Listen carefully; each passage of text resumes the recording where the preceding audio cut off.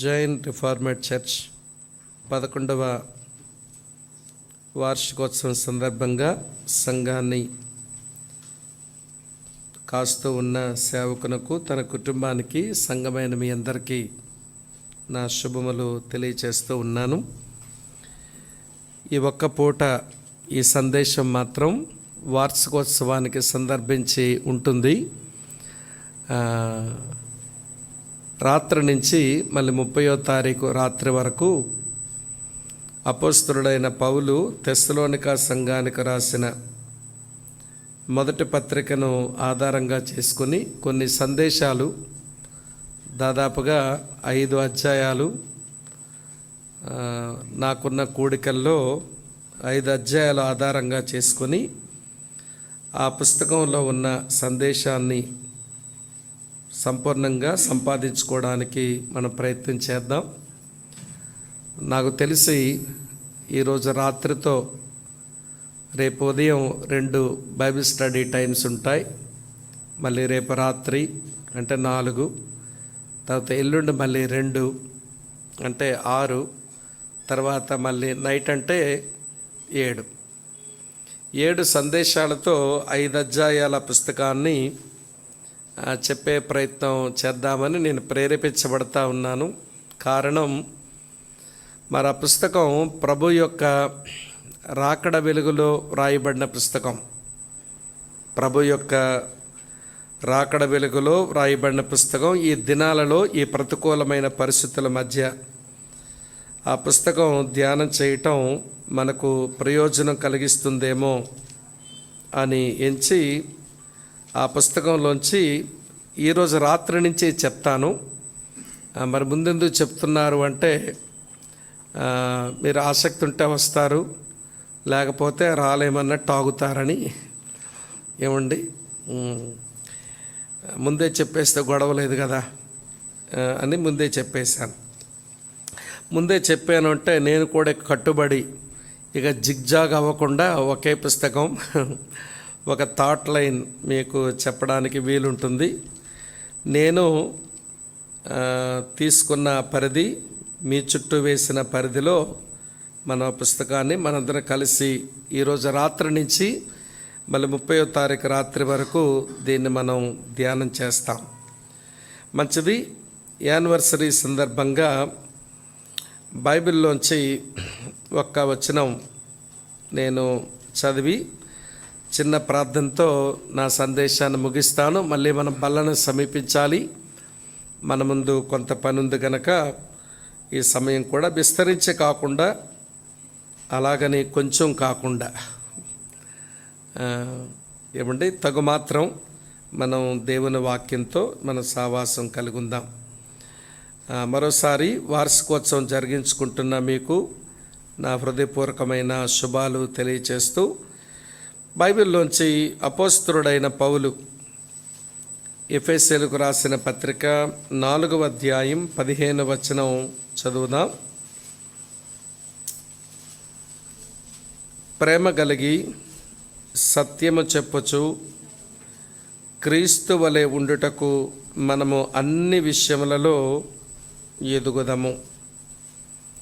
చివరి మాట జ్ఞాపకం చేసుకుందాం. మనము అన్ని విషయములలో ఎదుగుదము. ప్రేమ కలిగిన తండ్రి, ప్రియమైన దేవ, మీకు కృతజ్ఞతలు.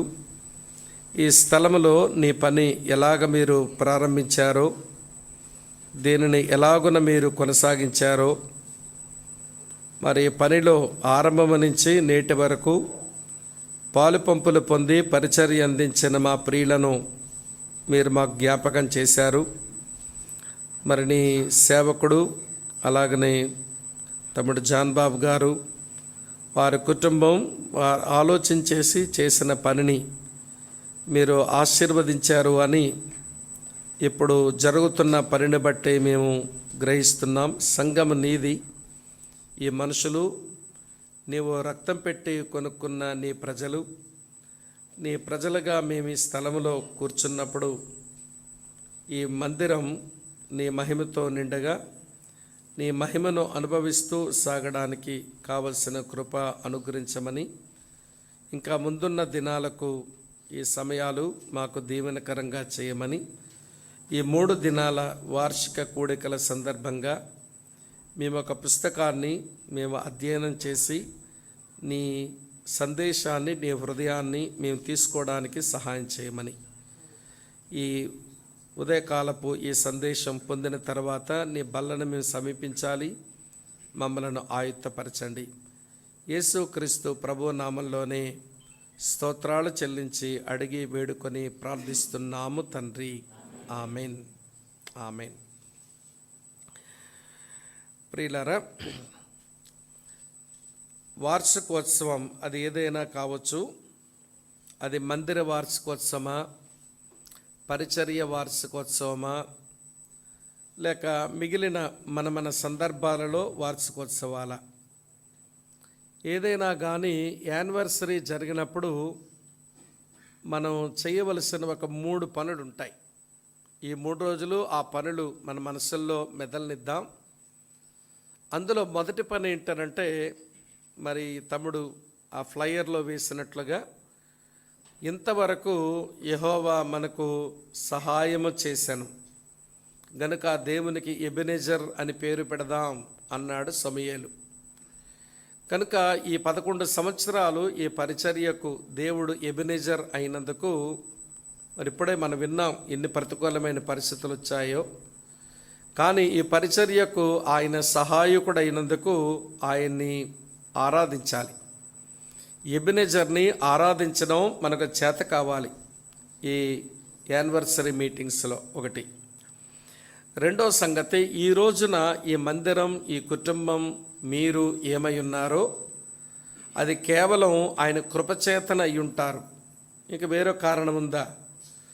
ఆయన కృపేం కాదు, మా కృషి అంటారా మీలో ఎవరైనా? మన కృషితో మనం ఇక్కడ లేము, ఆయన కృపతోనే ఉన్నాం.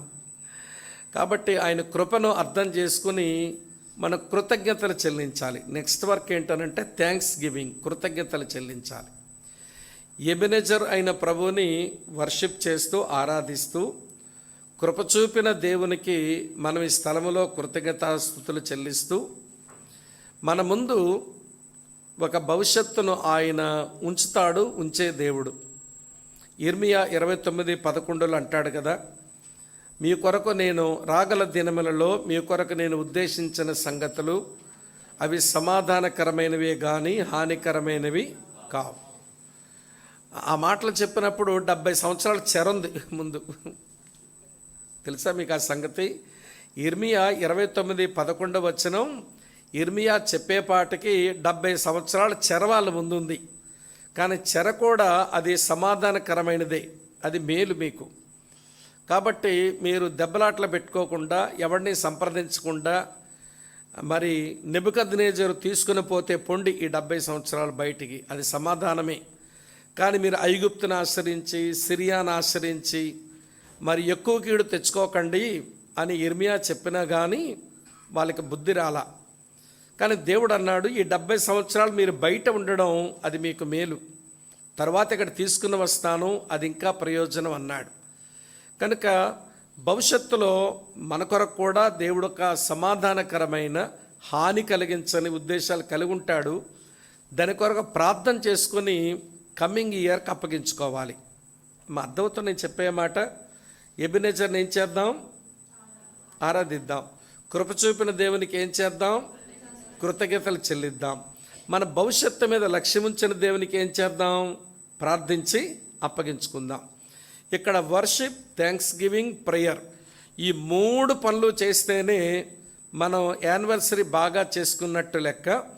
మరి ఇక్కడికి వచ్చిన ప్రతిసారి వాక్యం వింటున్నప్పుడు, ఆయన ఆరాధించవలసిన విషయాలు మన ముందుకు వచ్చినప్పుడు, కృతజ్ఞతలు చెల్లించవలసిన విషయాలు ముందుకు వచ్చినప్పుడు, ప్రార్థించవలసిన సంగతులు మన ముందుకు వచ్చినప్పుడు ప్రార్థిస్తూ మనం గడుపుదాం. మళ్ళీ ఈ ప్రశ్న నేను మళ్ళీ 30వ తారీఖు నైట్ మీటింగ్లో అడుగుతాను. మనం ఏం ఆరాధించాం, ఏమి కృతజ్ఞతలు చెల్లించాం, ఏం ప్రార్థన చేసుకున్నామో అది తర్వాత మనం తలపోసుకొని ఆ రోజు నైట్ మనం మీటింగ్ ముగిస్తాం. సరే ప్రియులారా, ఈ సంగతులు దైవికమైనవి, 100% దైవికమైన పనులు. ఈ 3 పనులు యానివర్సరీలో చెయ్యాలి, అది డివైన్ సైడ్. అయితే హ్యూమన్ సైడ్ ఒకటి ఉంది. మన వైపు నుంచి యానివర్సరీలో చేయవలసిన మరో 3 పనులు ఉంటాయి. అదేంటనంటే మొదటి పని ఇవాల్యుయేషన్, మూల్యాంకనం అని అంటారే తెలుగులో, ఇవాల్యుయేషన్. ఈ 11 సంవత్సరాలు ఆ దేవుని కొరకు ఏం చేయగలిగాము, సంఘం కొరకు ఏమి చేయగలిగాము అని దాన్ని ఇవాల్యుయేట్ చేసుకోవాలి. ఇవాల్యుయేషన్ చాలా ప్రాముఖ్యం ఉంది, మూల్యాంకనం చాలా ప్రాముఖ్యం. తర్వాత మూల్యాంకనం అర్థమైన ఇవాల్యుయేషన్ మనకు అర్థమైన తర్వాత ఎక్కడ మనం విఫలమయ్యాము, ఎక్కడ మనం సఫలమయ్యాము, ఎక్కడ ఫెయిల్యూర్స్ వచ్చినా, ఎక్కడ సక్సెస్ అయినాము, ఇవన్నీ దృష్టిలో పెట్టుకొని భవిష్యత్తు కొరకు ఒక గోల్ ఏర్పాటు చేసుకోవాలి. దాన్ని గోల్ సెట్టింగ్ అని అంటాం. ఏంటంటే ఇది గోల్ సెట్టింగ్. ఇవాల్యుయేషన్ జరగకుండా గోల్ సెట్టింగ్ అవ్వడానికి వీల్లేదు. స్టార్టింగ్లో అంటే ముందు గోల్ సెట్టింగ్ ఉంటుంది. 11 సంవత్సరాలు ట్రావెల్ చేశాం కదా, కాబట్టి మళ్ళీ ఇప్పుడు గోల్ సెట్టింగ్ ముందు కాదు. ఇప్పుడు ఫస్ట్ చేయాల్సిన పని మూల్యాంకనం, ఇవాల్యుయేట్ చేసుకుందాము. వాక్యం వింటూ దేవుని సంధిలో కూర్చొని మూల్యాంకనం చేసుకుందాం. మూల్యాంకనం అయిన తర్వాత చేయాల్సిన పని లక్ష్యాన్ని మనం నిర్దేశించుకోవాలి, ఒక గమ్యాన్ని మనం ముందు పెట్టుకోవాలి. పెట్టుకున్న తర్వాత మూడో పని ఏంటనంటే ప్లాన్ ఆఫ్ యాక్షన్. ఇక ఆ లక్ష్యం ఛేదించడం కొరకు మన కార్యాచరణ కొరకు ప్రణాళికలు వేసుకోవాలి ఈ సంవత్సరం అంతటికి. అప్పుడు మనం యానివర్సరీ బాగా చేసుకున్నట్టు లెక్క. యానివర్సరీ అంటే ఏమంటే హ్యాపీ యానివర్సరీ అని పలుకు పలికేస్తే అయిపోదు క్రైస్తవ్యంలో. మొదటి పని ఏంటమ్మా ఇవాల్యుయేషన్, చెప్పండి. రెండో పని ఏంటి గోల్ సెట్టింగ్. మూడో పని ఏంటి చెప్పండి ప్లాన్ ఆఫ్ యాక్షన్. ఈ 3 పనులు జైన్ రిఫార్మడ్ చర్చ్ ఈ 3 దినాల మీటింగుల్లో వాక్యం వింటూ మీరు చేసుకోవాలని కోరుతా ఉన్నాను. సరే, ఆరంభం కొరకు evaluation, goal setting, plan of action కొరకు ఒక వచనంలోంచి కొన్ని తలంపులు మీతో చెప్పే ప్రయత్నం చేస్తాను. ఆ వచనం ఏంటనంటే దేవుని యొక్క ఉద్దేశం, దేవుని సంఘం ఎడల. అది అపోస్తలుడైన పౌలు మాట్లాడుతున్నాడు. ప్రేమ కలిగి సత్యము చెప్పొచ్చు, క్రీస్తు వలె ఉండటకు మనం అన్ని విషయములలో ఎదుగుదాము. రైట్, వినండి.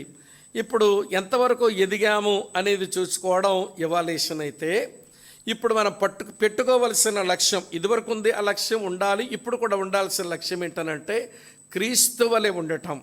మరి కార్యాచరణకు ప్రణాళిక ఏంటనంటే అవండి అన్ని విషయాల్లో ఎదగడానికి మన ప్రణాళికలు చేసుకోవాలి. మెట్టుకు స్నేహితులారా, మీ యొక్క ఇవాల్యుయేషన్ ఎవరికి వాళ్ళు ఇండివిజువల్గా చేసుకోండి.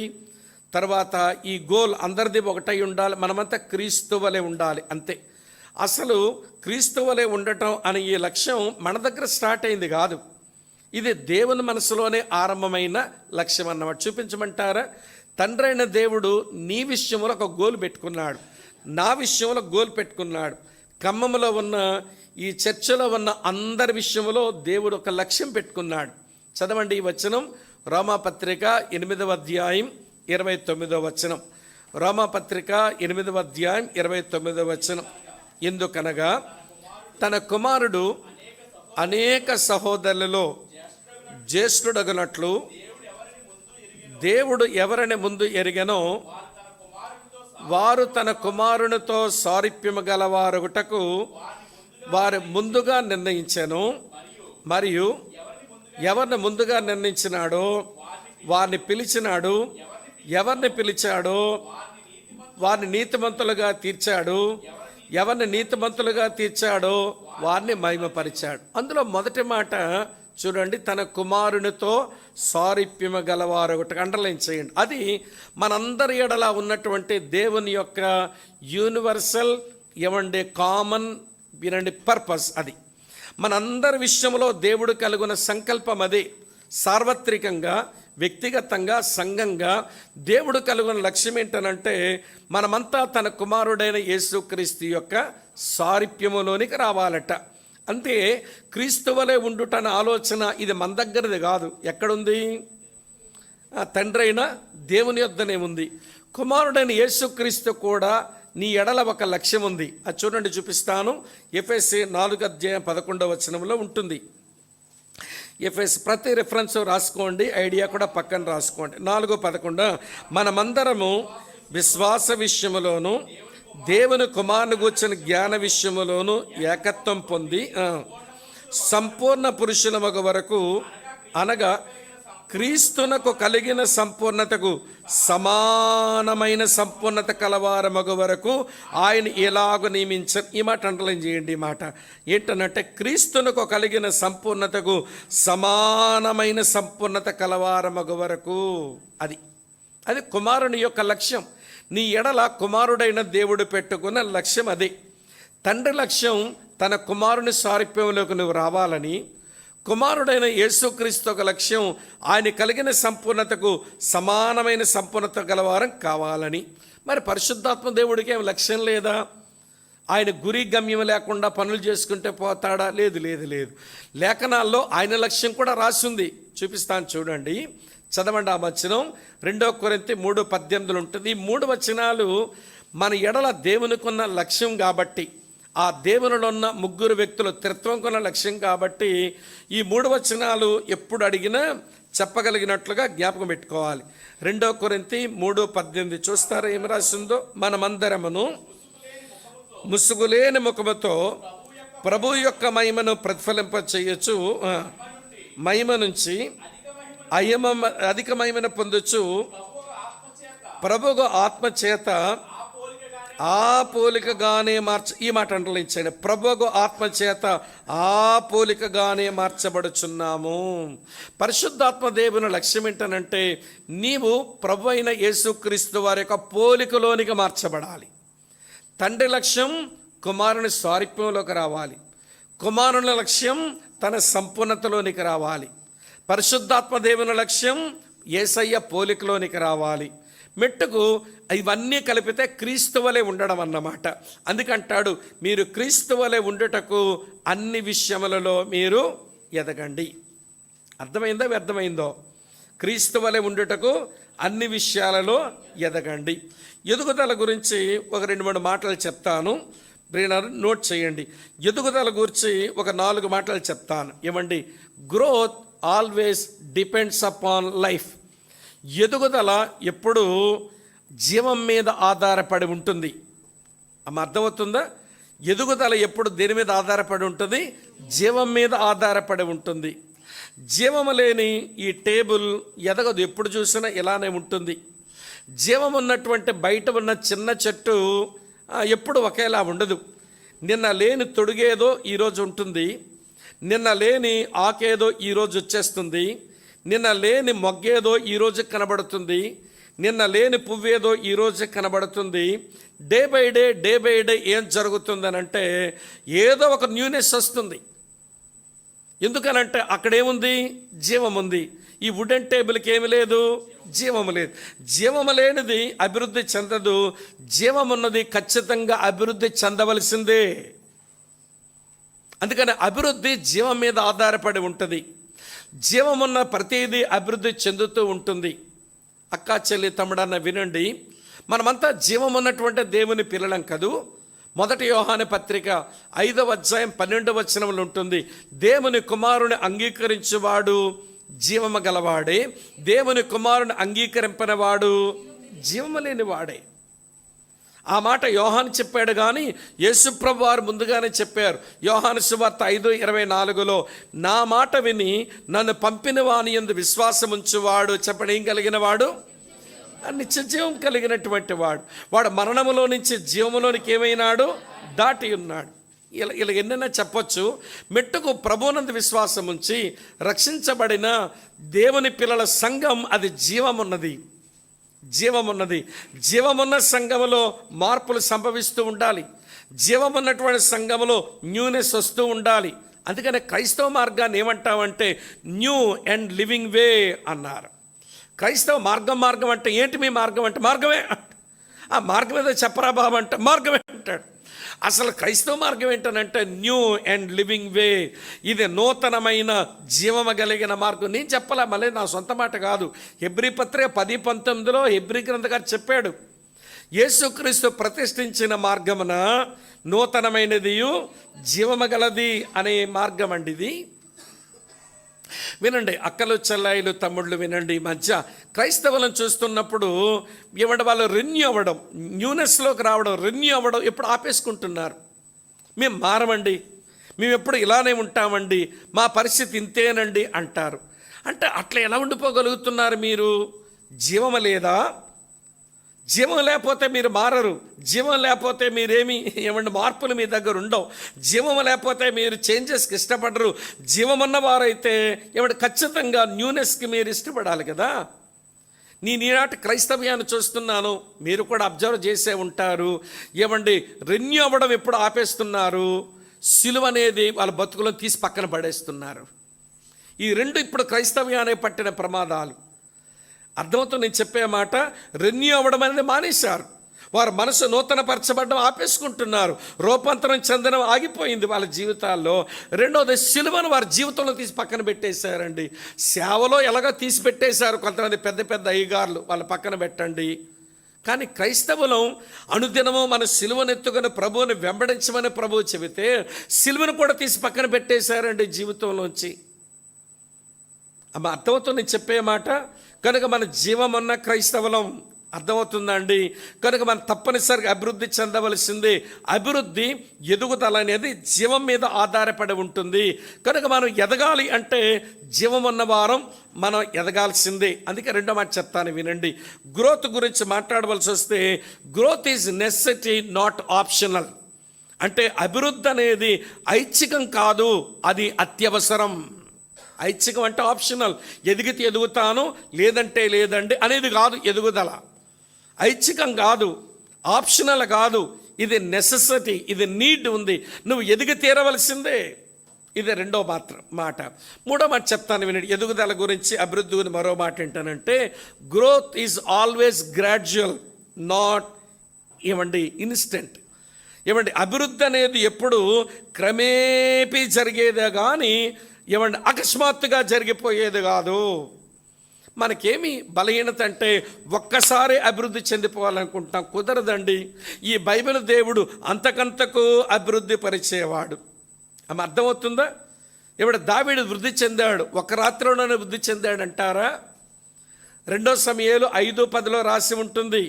యెహోవా దావీదుకు తోడుగా ఉండెను, అతనికి అంతకంతకు వర్ధిల్లించు ఉంచెను అని రాసి. అంతకంతకు బైబిల్ వృద్ధి అంతకంతకు ఉంటుంది, లోకం వృద్ధి ఒక్క రాత్రిలోనే అంటదన్నమాట. సాతానుడేమో ఒక్కసారి సాగిలపడు, ఈ లోకరాజ్యాలు వాటి మహిమిస్తానంటాడు. తండ్రి అంటాడు, నువ్వు భూమి మీద 33 సంవత్సరాలు బతికి సిలువ మీద చచ్చిపోయి పాతి పెట్టబడి పునరుత్థానం చెంది 40 రోజులు శిష్యులతోండి నా దగ్గరకు వచ్చి నా కుడి పక్కన కూర్చొని, తండ్రి జనములు నాకు స్వాస్యముగాను భూమిని దిగంతంలో సొత్తుగిస్తానన్నావు, ఇవ్వా తండ్రి ఇవ్వాతని అడుక్కో అప్పుడు ఇస్తానంటాడు. అన్ని తెప్పలు ఎందుకు అసలు? ఒక్కసారి సాగిలి పడిపో, ఒక్కసారి ఇచ్చేస్తానంటాడు. సాతాను చూపించింది ఎప్పుడు షార్ట్ కట్. సాతానువి ఎప్పుడూ షార్ట్కట్లే, దేవుంది ఎప్పుడు స్ట్రైట్ రోడ్డే. స్ట్రైట్ రోడ్లో కొంచెం ఆలస్యాలు ఉంటాయి, కొన్ని కష్టాలు ఉంటాయి. షార్ట్కట్లో బాగా చేరిపోవచ్చు అనుకుంటాం, కానీ ప్రమాదం ఎక్కువ ఉంటుంది. నేను జ్ఞాపకం చేస్తున్న విషయం ఏంటంటే అభివృద్ధి ఎప్పుడు క్రమేపీ జరిగేదే కానీ అకస్మాత్తుగా కనబడేది కాదు. గుర్తుపెట్టుకోండి మాటలు. ఏం చెప్పాను ఇప్పుడు? అభివృద్ధి అనేది జీవం మీద ఆధారపడి ఉంటుంది. జీవం ఉన్న వాళ్ళం అభివృద్ధి చెందాలి. తర్వాత అభివృద్ధి అనేది ఐచ్ఛికం కాదు, ఇది తప్పనిసరి. అలాగనే అభివృద్ధి అనేది క్రమేపీ జరిగేది, ఒకసారి జరిగేది కాదు. ఇంకో విషయం చెప్తాను వినండి. మాట, అభివృద్ధి అనేది ఎప్పుడూ కష్టమే, అది సులభతరం కాదు. Growth is always difficulty, not easy. అభివృద్ధి అనేది ఎప్పుడు అది కష్టమే, కానీ ఇది తేలిగ్గా రాదు అనే విషయం జ్ఞాపకం పెట్టుకుంటే మెట్టుకు ప్రభు అంటున్నాడు, మీరు నా కుమారుడైన యేసయ్య స్వారూప్యంలోకి రావాలి. మీరు నేను కలిగిన సంపూర్ణతకు సమానమైన సంపూర్ణత రావాలి. మీరు ప్రభు అయిన యేసుక్రీస్తు యొక్క పోలికలోనికి రావాలి. ఇట్లా ఆయన ఎట్టివాడై ఉన్నాడో మీరు అట్టివారు కావాలంటాడు. ఈ మాట భలేగా ఉంటుంది. 1 యోహాను పత్రిక 4:17 యోహాను అంటాడు, యేసు ఎట్టివాడో ఆయన ఈ లోకములో ఉన్నప్పుడు ఇప్పుడు ఈ లోకములో మనం అట్టివారమై ఉండాలి అంటాడు. ఎట్టివాడో అట్టివారం అవ్వాలంట. అదే క్రీస్తు వలె ఉండటం, అదే క్రీస్తు సారూప్యం. ఇవన్నీ సినోనిమ్స్, పర్యాపదాలు చెప్తున్నాను. క్రీస్తు వలె ఉండడం, క్రీస్తు సారూప్యంలోకి రావడం, క్రీస్తు సంపూర్ణత పొందడం, క్రీస్తు పోలికలోకి ఇవన్నీ ప్రభు మన ఎడల కలిగి ఉన్న ఒక అద్భుతమైనటువంటి లక్ష్యాలు. కనుక 11 సంవత్సరాలు ఈ సంఘ సావాసంలో ప్రయాణం చేసిన మనం ఈ లక్ష్యం దగ్గరికి వచ్చి ఎవాల్యుయేట్ చేసుకుందాం, మరోసారి గోల్లో నిలబడదాం. అందుకొరకు మనం కొన్ని విషయాలు అభివృద్ధి చెందాలట. క్రీస్తు వలె ఉండుటకు చెప్పండి ఏమన్నాడు? అన్ని విషయములలో అభివృద్ధి చెందండి. ఎన్ని విషయాలో లేఖనమిచ్చే ఒక 4 సంగతులు చెప్తాను, అప్పుడు టైం అయిపోతుంది. చాలా ఉన్నాయి కానీ 4 చాలు. మనం ఏమంటే మన సంఘ జీవనంలో ప్రభు మహిమార్థం, మన వ్యక్తిగత క్షేమాభివృద్ధి కొరకు, మన మేలు కొరకు యోగ్యమైన క్రైస్తవ జీవితం జీవించడానికి ఒక 4 విషయాలలో అభివృద్ధి వస్తే సరిపోతుంది అన్నట్టు. ప్రధానమైన 4 చెప్తాను, సావధానంగా మీరు వినాలని నేను మీకు మనవి చేస్తున్నాను. నెంబర్ 1 చదువుతాను చూడండి. మొదటి తెస్సలోనిక పత్రిక 3వ అధ్యాయం 13వ వచనం. మొదటి తెస్సలోనిక పత్రిక 3వ అధ్యాయం 13వ వచనం. మన తండ్రి అయిన దేవుని ఎదుట మీ హృదయములను పరిశుద్ధత విషయమై అనింద్యమైనవిగా ఆయన స్థిరపరచుటకై మేము మీ ఎడల ఎలాగ ప్రేమలో అభివృద్ధి పొంది వర్ధిల్లుచున్నామో అలాగే మీరును ఒకని ఎడల ఒకడును మనుషులు అందరి ఎడలను ప్రేమలో అభివృద్ధి పొంది వర్ధిల్లునట్లు ప్రభు దయచేయునుగాక. మొదట అభివృద్ధి, గ్రో ఇన్ గాడ్స్ లవ్. దేవుని ప్రేమలో అభివృద్ధి చెందండి. ఏంటమ్మా ఇందులో? దేవుని ప్రేమలో అభివృద్ధి చెందండి. ఇలా మీకు జ్ఞాపకం చేస్తాను. ప్రేమలో అభివృద్ధి చెందడం, అసలు స్వతహాగా మనం ప్రేమ కలిగిన వాళ్ళం అంటారా చెప్పండి? యేసు ప్రభుని మినహాయిస్తే, యేసు ప్రభుని నమ్ముకోకపోతే మనం ప్రేమ కలిగిన మనుషులమేనంటారా? కాదు. మరి ప్రేమను అంటుంటారేంటి మరి అంటే అది ప్రేమ కాదు, అది ఆకర్షణ. ఏమండి, ఒక స్త్రీని చూసిన ఒక పురుషునికి, ఒక పురుషుని చూసిన స్త్రీకి లోపలేదో ఏమండి ఆ వ్యక్తిని బట్టి ఆకర్షణ కలిగితే ఏమండి లోపల ఒక రాంటి వాంఛ కలుగుద్ది ఆ మనిషి మీద. ఆ ఆకర్షణకు వాంఛనకు లోకం పెట్టిన పేరేంటనంటే ప్రేమ. ఆ వాంఛలో పడినటువంటి వాడు చెప్పే డైలాగ్ ఏంటనంటే 143. తెలుసా మీకు 143 అంటే? ఈ తరానికే మైదా రోగమో కానీ ఏమంటే భాషలో కూడా స్పష్టంగా పూర్తిగా పలకరంట. వాట్సాప్ లాంగ్వేజ్ ఏంటమ్మా? 143 అంటే 1 అంట ఐ అంట, 4 అంటే LOV అంట, ఏమంటే 3 అంటే YO అంట. 143 ఐ లవ్ యూ. నేను అప్పుడప్పుడు యవనస్తులు చెప్తాను, ఈరోజు మీరు 143 బండి ఎక్కితే రేపు 108లో వచ్చి క్యాజువాలిటీలో జాయిన్ అవుతారు. ఈరోజు 143 ఎక్కండి, రేపు 108లో హాస్పిటల్ వచ్చి అడ్మిట్ అవుతారు. కానీ మీరు అది ప్రేమ కాదండి. వినండి ప్రియులారా, అది ఏమండి ఆకర్షణ బట్టి వచ్చిన వాంఛ. ఇంకా మొరటి మాటలు వాడొచ్చు కానీ ఇది సభ్యతగా ఉండదని కొంచెం నొక్కేసుకుంటున్నాను అన్నమాట. దానికి మనం ప్రేమని పేరు పెట్టాం. కనుక నేను చెప్పగోరే విషయం అంటే యేసుక్రీస్తుని మినహాయించి మనం ఎవరము సరైన ప్రేమ కలిగిన మనుషులం కాదు. మరి ఎట్లా ప్రేమలో అభివృద్ధి చెందాలంటే ముందు ప్రేమ పడాలి కదా. ప్రేమ పడితేనే కదా అభివృద్ధి చెందేది. ఎలా పడింది ప్రేమ? రాసుకోండి, రిఫరెన్స్ చెప్తాను. రోమీయులకు రాసిన పత్రిక 5:5లో పౌలు ఇలా చెప్పాడు, ఎందుకనగా ఈ నిరీక్షణ మన సిగ్గుపరచదు, మనకు అనుగ్రహింపబడిన పరిశుద్ధాత్మ ద్వారా దేవుని ప్రేమ మన హృదయములో ఏమైందట? కుమ్మరించబడింది. జీవమున్న దేవుని బిడ్డమైన నీలో, జీవము గల దేవుని సంఘమైన మనందరిలో పరిశుద్ధాత్మ దేవుని ద్వారా దేవుని ప్రేమ మన హృదయములో కుమ్మరించబడింది కదా. ఇప్పుడు ఆ ప్రేమ దినదినము అభివృద్ధి చెందాలి. అమ్మ వింటున్నారా? ఈ ప్రేమలో మన అభివృద్ధి చెందాలనంటే అసలు దేవుడు మనలో కుమ్మరించిన ప్రేమలు ఏముంటుందో అది ఆయన ప్రేమ మనలో కుమ్మరించాడు కదా. ఇప్పుడు ఒక 3 విషయాలు చెప్తాను. దేవుని ప్రేమను 26 పుస్తకాల వెలుగులో మనం చూస్తున్నప్పుడు ఆయన ప్రేమకున్న మొదటి లక్షణం, అది కారణాలు చూడకుండా ప్రేమిస్తుంది. అది అన్కండిషనల్ లవ్. ఏ మంచి కారణం ఉందని నన్ను దేవుడు ప్రేమించాలి, ఏ మంచి కారణం ఉందని దేవుడు నిన్ను ప్రేమించాలంటే నిర్హేతుకంగానే ప్రేమిస్తాడు ఆయన. షరతులు చూడకుండానే ప్రేమిస్తాడు ఆయన. ఆయన ప్రేమ బేషరతు ప్రేమ. ఇది ఎప్పుడు మర్చిపోకూడదు. ఆ ప్రేమ లోపలికి వచ్చింది, దాన్ని సాధన చేస్తూ అభివృద్ధి చెందాలి మనం. రెండో సంగతి చెప్తాను వినండి. ఆయన ప్రేమ అండర్స్టాండింగ్లో, అర్థం చేసుకుంటూ ప్రేమిస్తుంది. మనుషులెవరూ మనం సంపూర్ణంగా అర్థం చేసుకుంటూ ప్రేమించలేరు, అది దేవునికి మాత్రమే చెల్లును. ఆయన ప్రేమ అర్థం చేసుకుంటూ ప్రేమించే ప్రేమ, దాంట్లో మనం అభివృద్ధి చెందాలి. అరే ఆ తప్పిదం ఎందుకు చేస్తున్నాడు పదే పదే అని అంటే, అర్థం చేసుకుని ప్రేమిస్తే అందులోంచి బయటకి అతను తీసుకురావడానికి ప్రయత్నం చేస్తాము. మనం అర్థం చేసుకోకపోతే మన సంఘములో, సమాజంలో మరొక పరిసయ్యుల మాదిరి మారిపోతాం. అర్థమవుతుంది నేను చెప్పే మాట. ఇది రెండు. మూడో సంగతి ఏంటంటే, దేవుని ప్రేమకున్న మరి యొక్క ఔన్నత్యం ఏంటంటే అన్చేంజింగ్ లవ్. అది మారదు, అది మారదు. ప్రభు అయిన యేసుక్రీస్తే చెప్పారు, అప్పగించబడే రాత్రి ఎవడు తన ముద్దు పెట్టుకుని అప్పగించేవాడు తన పక్కనే ఉంటే అక్కడ ఒక మాట చెప్పబడింది. అది యోహాను సువార్త 13వ అధ్యాయం 1-2 వచనాల్లో, యేసు తన వారిని అంతము మట్టుకు ప్రేమించును. చివరి వరకు ప్రేమిస్తాడు. ఆయన ప్రేమ మారదు. కనుక ప్రియులారా, ఇది దేవుని ప్రేమ ఔన్నత్యం. ఆ ప్రేమను దేవుడు మన హృదయంలో కుమ్మరిస్తే మనము మరొక వ్యక్తిను, వినండి, కారణాలు చూడకుండా మరో వ్యక్తిని అర్థం చేసుకుంటూ మరో వ్యక్తికి ప్రేమలో మార్పు లేకుండా ప్రేమించే ఆ ప్రేమలో దినదినము అభివృద్ధి చెందాలట. అది క్రీస్తు వలె ఉండటం, అన్ని విషయాల్లో ఎదగటం. అన్ని విషయాలంటే ప్రేమలో అభివృద్ధి చెందటం. నేను మీకు లెక్క అడుగుతాను, నాకు లెక్క చెప్పండి. 5 - 1 = ఎంత అంటారు? ఎవరేదో చెప్పారు అమ్మా. 5 - 1 ఎంతమ్మా? 4. ఏమండి, డివైన్ మ్యాథమెటిక్స్ వేరుగా ఉన్నాయండి. 5 - 1 = 0 అంట. ప్రేమ విషయంలోనే చూపిస్తాను రండి.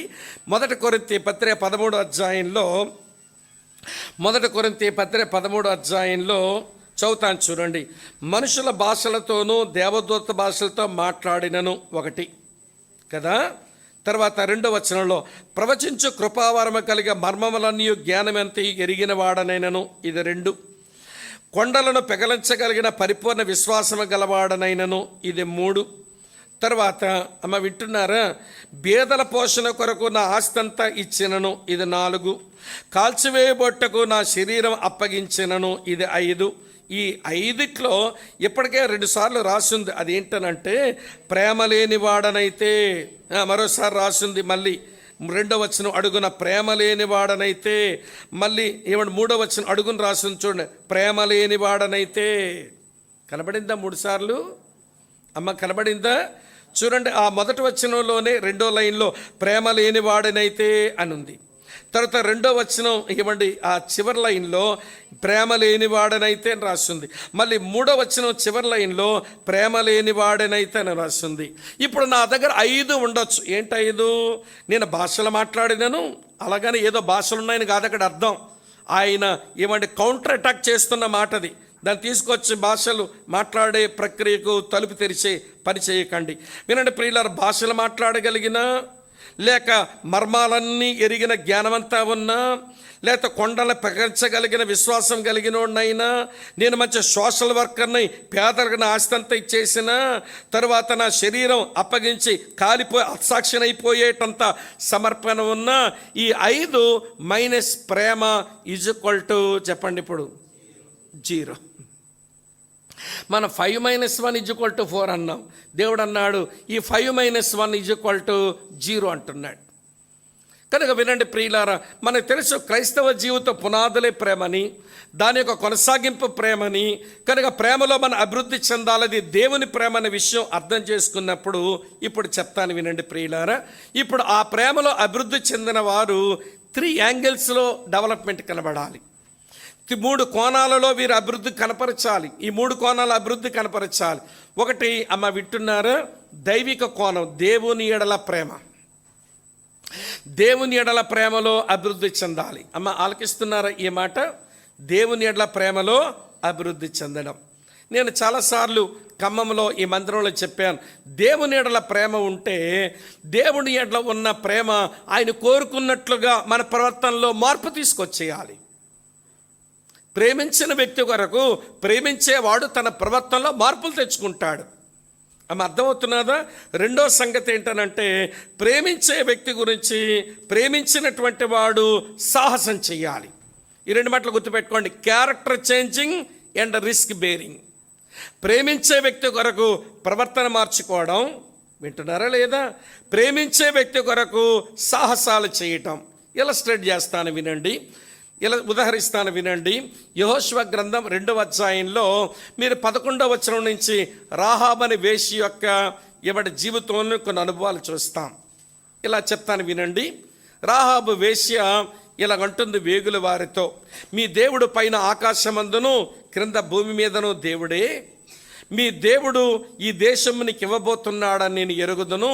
మీ ఎదుట ఎవనికి ధైర్యం చాలదని నేను ఎరుగుదును అని దేవుని గురించి మాటలు చెప్పి తర్వాత వేగుల వారిని దాచింది. ఇప్పుడు చెప్తాను వినండి ప్రియులారా. ఇప్పుడు ఈమె ప్రభువుని ప్రేమిస్తుందా లేదా అంటే, ప్రేమించింది కనుకనే ఆమె సంభాషణలోనే ప్రవర్తన మారిపోయింది. ఇదివరకు వచ్చినప్పుడు ఆమె కాన్వర్జేషన్ ఎట్లుంటుంది అంటే, ఎక్కడి నుంచి వచ్చారు, ఎన్ని రోజులు ఉంటారు, తర్వాత ఎన్ని పైసలు మీ దగ్గర ఉన్నాయి, ఎలాంటి ఆడపిల్లలు కావాలి, ఇది కదా ఆమె చేయాలి సంభాషణ. వేశ్యాగృహాన్ని నడిపించుకునే ఒక అమ్మ ఆమె దగ్గర ఉండే సంభాషణ ఏంటి అని అంటే, ఎక్కడి నుంచి వచ్చారు, ఎన్ని రోజులు ఉంటారు, ఎన్ని పైసలు మీ దగ్గర ఉంటాయి, తర్వాత ఎలాంటి అమ్మాయిలు కావాలి, అది కదా అడగాల్సింది. దేవుని గురించి మాట్లాడేస్తున్నదేంటి? క్యారెక్టర్ చేంజ్ అయిపోయింది. ఎందుకో తెలుసా? దేవుని మీద ప్రేమ వచ్చింది. రెండవ సంగతి, ఈమె వేగులవాన్ని దాచింది అనే సంగతి తెలిస్తే ఎరుకో రోజు పీక తీసేస్తాడుగా. తెగించిందా లేదా? దేవుని ప్రేమిస్తున్నాం అని అంటాము.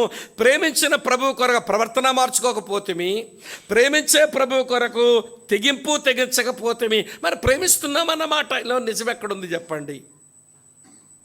మనందరికి సిగ్గు రావాలని చెప్తున్నాను. నేను సిగ్గుపడే చెప్తాను, సిగ్గుపడతారు కదూ? లేకపోతే జఫన్ అరిచినట్టు తర్వాత సిగ్గుమాలిన జనులారా అనాల్సి వస్తుంది. మరి సిగ్గుపడతారు లేదా? నేను సిగ్గుపడతానని చెప్తున్నాను, మీరు సిగ్గుపడండి. ఎందుకు సిగ్గుపడాలనంటే, అసలు ఈ రాహాబు అనే వేశ్య ఇవ్వండి ఎలాగ దేవుని గురించి విని ఇంత ప్రేమను వ్యక్తపరుస్తుందండి ఆమె. ఎవరొచ్చి చెప్పారు? మీ దేవుడు పైన ఆకాశమందును దేవుడే, క్రింద భూమి అందును దేవుడే. మీ దేవుడు వలన మీరు ఆ సీహోనుకు ఏం చేశారో మాకు తెలిసిపోయింది. ఈ దేశాన్ని దేవుడు మీకు ఇవ్వబోతున్నాడని నేను ఎరుగుదునని ఇన్ని గొప్ప మాటలు చెప్పింది. ఎవరు చెప్పారు ఈ అమ్మకు? ఇలా చెప్తాను వినండి. దేవుడే డైరెక్ట్గా చెప్పాడు అనుకోండి, అది ఫస్ట్ హ్యాండ్ మెసేజ్. ఏ మెసేజ్ అమ్మ అది? First hand message. దేవుడే నేరుగా మాట్లాడాడు ఆమెతో. లేదు దేవుడు మాట్లాడకపోతే ఎవరైనా సేవకుడు చెప్పాడు అనుకోండి, దాన్ని ఏమంటాం? సెకండ్ హ్యాండ్ మెసేజ్ అంటాం. సేవకుడు చెప్పడానికి దాని ఇల్లు వేషీళ్ళు అయితే సేవకుడు ఎందుకు పోతాడు అక్కడికి? ఇక్కడ ఉన్నారా లేదు? అది సెకండ్ హ్యాండ్ మెసేజ్. అంటే సెకండ్ హ్యాండ్ మెసేజ్ కూడా కాదు. అమ్మా వింటున్నారా? ఆలకిస్తున్నారా? పోనీ కళలు దర్శనాలు కలిగాయా, అందులోంచి వచ్చిందా ఈవిడికి మెసేజ్ అంటే అది థర్డ్ హ్యాండ్ మెసేజ్. అవి వచ్చినట్టుగా ఏమీ దాఖలాలు లేవు. పోనీ ఎవరైనా విశ్వాసులు పోయి చెప్పారా అంటే అది ఫోర్త్ హ్యాండ్ మెసేజ్. పోనీ విశ్వాసులు అక్కడ పోవడానికి అదేమైనా మంచిల్లా పాడిల్లు అయితేను అది కూడా అయి ఉండకపోవచ్చు. దేవుడు నేరుగా చెప్పలేదు, ఫస్ట్ హ్యాండ్ మెసేజ్ కాదు. సేవకుడు వెళ్ళి చెప్పలేదు, సెకండ్ హ్యాండ్ మెసేజ్ కాదు. కళ్ళు దర్శనాలు రాలేదు, థర్డ్ హ్యాండ్ మెసేజ్ కాదు. బిలీవర్స్ వెళ్ళి ఎవరు చెప్పలేదు, ఫోర్త్ హ్యాండ్ మెసేజ్ కాదు. మరి ఎవరు చెప్పుంటారంటే ఇవ్వండి వింటున్నారు, అన్బిలీవర్స్ పాపం చేయడానికి ఇష్టపడి దాని ఇంటికి పోయి వ్యభిచారానికి పోయినవారు చెప్తున్నారు. ఇశ్రాయేలు దేవుడంట సీహోను బోగుని ఓడించాడంట, ఎర్ర సముద్రాన్ని పాయలుగా చేశాడంట, ఇగో వారు వచ్చేస్తున్నారు, ఈ దేశం దేవుడు వారికి ఇవ్వబోతున్నాడంట అంటే ఇప్పుడు ఆవిడ విన్న మెసేజ్ ఏంటో తెలుసండి? Fifth hand message. Fifth hand message విన్న ఆమెలో ఉన్న ప్రేమ ఫస్ట్ క్లాస్గా ఉంది. ఫస్ట్ హ్యాండ్ మెసేజ్ వింటున్నటువంటి మన దగ్గర ప్రేమ ఫిఫ్త్ స్టేజ్లో ఒకటి కనబట్ల. అందుకే సిగ్గుపడదామని అడిగా. ఒళ్ళు మండింది మీకు. సిగ్గుపడతారా అంటే అసలు చెప్పడానికి ఇష్టం అవ్వలేదుగా మీకు. మనం సిగ్గుపడద్దు. మరి దేవుడు నేరుగా చెప్పకపోయినా, సేవకుడు చెప్పకపోయినా, కళ్ళు దర్శనాలు కలగకపోయినా, విశ్వాసాలు చెప్పకపోయినా, పాపం చేయడానికి వెళ్ళిన అన్యులు చెప్పిన మాట విని దేవుని మీద ఎంత ప్రేమ పెంచుకుందేంటి? మరి దేవుడే చాలాసార్లు నేరుగా చెప్తున్నాడు. ఈ స్థలం నుంచి దేవుని సేవకుల ద్వారా చెప్తున్నాడు, తోటి విశ్వాసుల ద్వారా కొంత పరిచయం చేస్తున్నాడు. మరి దేవుని మీద ప్రేమ పెరగదే? పెరిగిందనేది నిజమేనండి, పెరుగుతుంది ప్రేమ అంటే. నువ్వు ప్రభు కొరకు తీసుకున్న రిస్క్ ఏంటో చెప్పు. వింటున్నారా లేదా? మరి ప్రభు కొరకు నువ్వు మార్చుకునే క్యారెక్టర్ ఏదో చెప్పు, చూపించు. క్యారెక్టర్ చేంజ్కి లేనప్పుడు, రిస్క్ తీసుకునే మనసు లేనప్పుడు నేను దేవుని ప్రేమించడం ఎదిగానని చెప్పడం ఇది అబద్ధం. ఇలాంటిలంతా కూర్చొని వింటున్నారా లేదా మీరు? ప్రేమించేదన్ అధికముగా, తర్వాత ఏంటి మర్చిపోయాను, ఆరాధించేదన్ ఆసక్తితో, ఇంకా నిన్నే ప్రేమింతును, చెప్పరే, నిన్నే ప్రేమింతును, నే వెను తిరగాన్, నే వెను కాడనని పాడుతుంటే సైతాన్ ఎక్కడుండి నిన్నే ఒత్తుతునే, వీళ్ళ సంగతిరా తెలియదని ఎక్కిరించిన వాడు. ప్రభువును ప్రేమిస్తున్నామని మనం పాడే పాటలు, చెప్పుకునే కబుర్లు ఎంత విక్కిరింతల పాలవుతున్నాయి. అందుకే సిగ్గుపడొద్దు అన్నాను నేను. ఆమె అర్థమవుతుందా? ఏమంటే ప్రేమ అభివృద్ధిలో మొదటి డైమెన్షన్, మొదటి కోణంలో ప్రభు ఎడల ప్రేమ అది కనబడాలి. ప్రేమలో అభివృద్ధి చెందుతున్న వారు ఏమండి ప్రభు ఎడల ప్రేమలో అభివృద్ధి చెందుతారు. ఒకటి. రెండోది పరిశుద్ధుల ఎడల ప్రేమ. ఏంటంటే పరిశుద్ధుల ఎడల ప్రేమ. పరిశుద్ధుల ఎడల ప్రేమ కలిగి ఉంటే ఖచ్చితంగా మనం చేయాల్సిన పని ఏంటో తెలుసా? ఎడిఫికేషన్, క్షేమాభివృద్ధి కలిగించడం. ప్రభువుని ప్రేమించి అమ్మ వింటున్నారా, ప్రవర్తన మార్చుకొని సాహసం చేస్తున్నాను. ఇప్పుడు తోటి విశ్వాసాలను ప్రేమించి వాళ్ళకి క్షేమాభివృద్ధి కలిగించాలి. ఆలకిస్తున్నారా? క్షేమాభివృద్ధి కలిగించడం అంటే ఏంటి కాదండి. మొదటి తెస్సలోనిక పత్రిక 5:14 చదవండి, ఏమి రాసిందో. మొదటి తెస్సలోనిక పత్రిక 5:14, అక్రమంగా చేసి సహోదరులారా మేము మీకు బోధించినది ఏమనగా అక్రమంగా నడుచుకున్న వారికి బుద్ధి చెప్పండి, ధైర్యం చెందిన వారిని ధైర్యపరచండి, బలహీనులకు ఓతనియండి, అందరి ఎడల దీర్ఘశాంతం కలిగి ఉండండి. ఇదేనండి ఎడిఫికేషన్ అంటే. తోటి పరిశుద్ధులుగా మనకు క్షేమాభివృద్ధి కలిగించడం అని అంటే ప్రేమ చేత. తోటి విశ్వాసులు క్షేమాభివృద్ధి కలిగించడం అంటే అక్రమంగా ఉన్నారనుకోండి, ఏమంటే ప్రేమతో బుద్ధి చెప్పండి. ధైర్యం చెడిపోయారు అనుకోండి, వాళ్ళని ధైర్యపరచండి. బలహీనంగా ఉన్నారనుకోండి, వాళ్ళకి ఊతనియ్యండి. అందరిలా దీర్ఘశాంతం కలిగి ఉండండి. అది క్షమాభివృద్ధి కలిగించడం. ఇది ప్రేమల అభివృద్ధి చెందడం. మూడో సంగతి వింటున్నారా లేదా మీరు? ఏమంటే ప్రేమలో అభివృద్ధి చెందండి అని అంటే ఆ ప్రేమను ఆయనే డిపాజిట్ చేశాడు ముందు, అది ఇంక్రీజ్ అవ్వనివ్వండి. ఆ ప్రేమను ఆయనే మీ లోపల డిపాజిట్ చేశాడు, ఉచితంగా మీ లోపల ప్రేమను కుమ్మరించాడు. అందులో మీరు అభివృద్ధి చెందుతున్నప్పుడు ప్రభు ఎడల ఆ ప్రేమ అభివృద్ధి కావాలి, పరిశుద్ధుల ఎడల ఆ ప్రేమ అభివృద్ధి కావాలి. మూడో సంగతి పాపుల ఎడల ఆ ప్రేమ అభివృద్ధి కావాలి. సిన్నర్స్, పాపుల ఎడల ఆ ప్రేమ అభివృద్ధి చెందితే యేసు ప్రభులా ఇట్లా ఉండాలి మన సంభాషణ. యేసు ప్రభు లాగుండాలి మన వైఖరి. ఏంటి యేసు ప్రభు వైఖరి అంటే మత్తయి 9:36 రాసి ఉంటుంది, వారు కాపర లేని గొర్రెల వలె విసిగ చెదర ఉండుట చూచి వారి మీద ఏమైనాడంట, ఆయన కనికరపడ్డాడు. అంటే ఈ సిన్నర్స్ చూస్తున్నప్పుడు ఎవడి కనికరమతో కదిలిపోవాలి. Jesus moved with compassion. ఆయన కనికరమతో కదిలిపోయాడంట.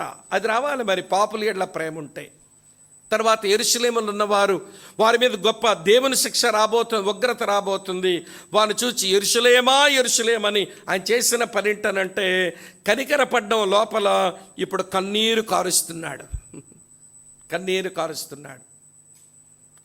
ఏడుస్తున్నాడు యెరూషలేం పట్టణాన్ని చూచి.